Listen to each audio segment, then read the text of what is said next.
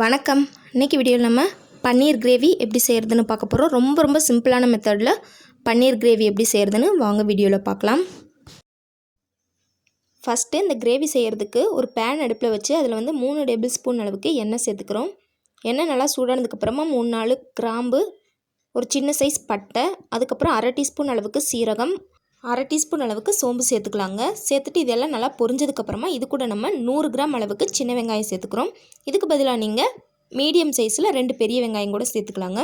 சேர்த்துட்டு இது நல்லா கண்ணாடி பதம் வர வரைக்கும் வதக்கி விட்டுக்குங்க. இப்போ இது கூட நம்ம 1 டீஸ்பூன் அளவுக்கு இஞ்சி பூண்டு பேஸ்ட்டு சேர்த்து இஞ்சி பூண்டு பேஸ்ட்டோட பச்சை வாசனை போகிற வரைக்கும் நல்லா வதக்கி விட்டுக்கலாம். இஞ்சி பூண்டு பேஸ்ட்டோட பச்சை வாசனை போனதுக்கப்புறமா இது கூட நம்ம தேவையான மிளகாய் தூள் எல்லாம் சேர்த்துக்கலாங்க. 1/4 டீஸ்பூன் அளவுக்கு மஞ்சள் தூள், 2 டீஸ்பூன் அளவுக்கு தனி மிளகாய் தூள், 1 டீஸ்பூன் அளவுக்கு கரம் மசாலா, 2 டீஸ்பூன் அளவுக்கு தனியாத்தூள் அதாவது மல்லித்தூள் சேர்த்துட்டு இதை நல்லா மிக்ஸ் பண்ணி விட்டுக்கலாங்க. இந்த அளவு நல்லா மிக்ஸ் பண்ணி விட்டதுக்கப்புறமா இப்போ இது கூட நம்ம 2 மீடியம் சைஸ் தக்காளியை நல்லா அரைச்சி வச்சுருக்கேன், அதை இது கூட சேர்த்துக்கலாங்க. தக்காளியை கட் பண்ணி சேர்த்திங்கன்னா கிரேவி அந்தளவு திக்காக இருக்காது, அதனால் அரைச்சி பேஸ்ட்டாக சேர்த்துக்கிறோங்க.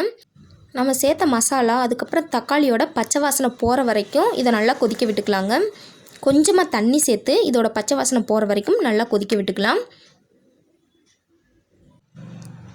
எல்லா மசாலாவோட பச்சை வாசனையெல்லாம் போனதுக்கப்புறமா இந்த கிரேவிக்கு தேவையான அளவு உப்பும் அப்புறம் தேவையான அளவு தண்ணியை சேர்த்துக்கலாங்க.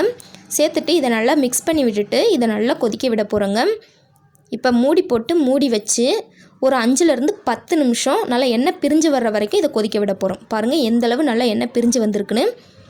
இந்த அளவு நல்லா கொதித்து வந்ததுக்கப்புறமா இப்போ இதில் நம்ம பன்னீர் சேர்த்துக்க போகிறோங்க. நான் 200 கிராம் அளவுக்கு பன்னீரை கட் பண்ணி எடுத்து வச்சுருக்கேன். அதை சேர்த்துட்டு லைட்டாக மிக்ஸ் பண்ணி விட்டுருங்க. ரொம்ப மிக்ஸ் பண்ணி விட்டிங்கன்னா பன்னீர் உடஞ்சி போயிடும்.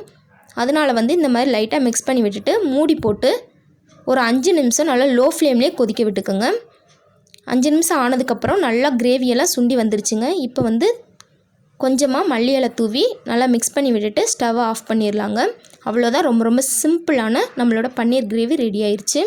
இந்த கிரேவி பார்த்துட்டிங்கன்னா சப்பாத்தி, பூரி, பரோட்டா எல்லாத்துக்குமே ரொம்ப டேஸ்டியாக இருக்குங்க.